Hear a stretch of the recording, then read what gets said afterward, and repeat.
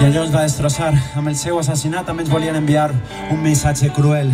Ens volien dir que ens quedàrem a casa, que no seguirem, que ens tinguérem por, que deixarem de pensar el que pensàvem, que renunciàrem a les nostres idees, que allí s'acabava tot. Però sabeu què? Nosaltres, i gent com nosaltres, d'arreu dels països catalans, tota una generació de joves ens van dir que no pensàvem quedar-nos a casa i que pensàvem desafiar la por, donar un pas endavant i eixir al carrer a recuperar el que era nostre. A recuperar aquesta esperança que ens ha dut fins ací. Aquesta esperança que ens feia avançar en temps difícils, quan eren 4 gats en les manifestacions i que era inimaginable tot el que estem vivint avui.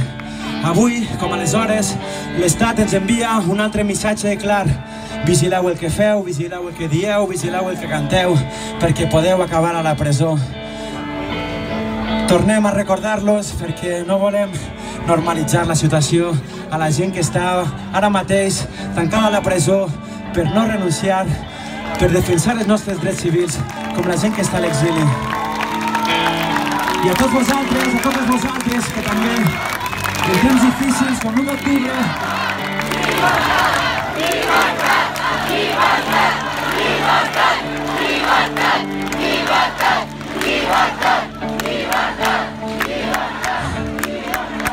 i a tots vosaltres, totes vosaltres, cadascuna de totes les persones que aquell 1 d'octubre vau fer un dia històric i vau desafiar la por, vau eixir al carrer, vau omplir les escoles a primera hora del matí, vau donar un exemple a tot el món del que era organitzar-se pacíficament des de baix, arreu del territori, creant una teranyina invencible.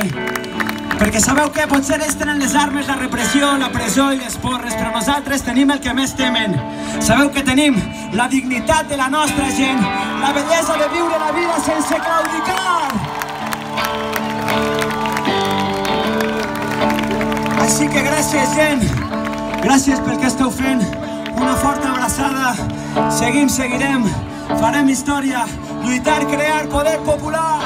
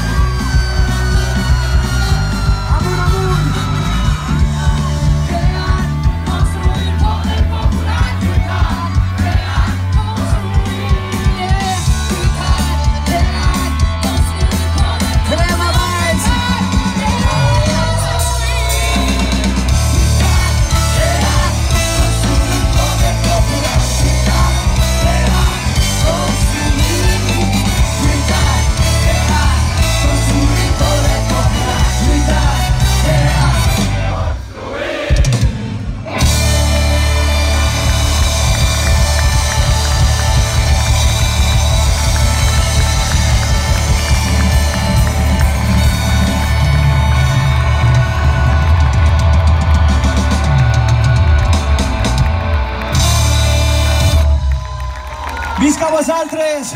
Visca la cultura popular! Visca el poble! Visca la terra!